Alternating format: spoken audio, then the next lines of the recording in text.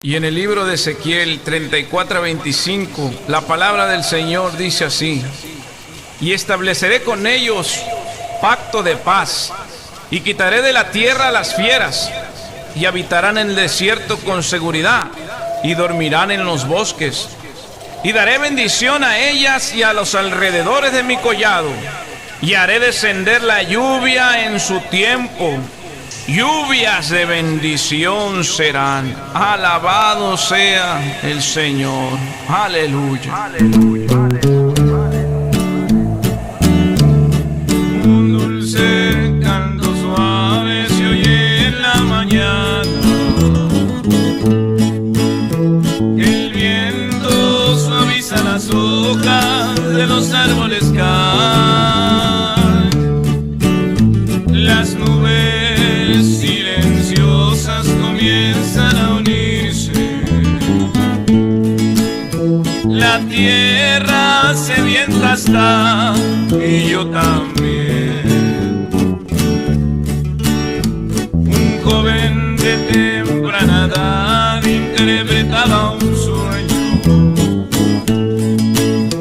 El viejo, mirando que el sueño del niño era cierto, proclamaron, tomaron sus manos y juntos danzaron, y corrieron en la lluvia por lo que vieron. Ha empezado a llover, escuchemos al Padre invitando a beber el agua de vida. Él promete poner su Espíritu Santo sobre sus hijos.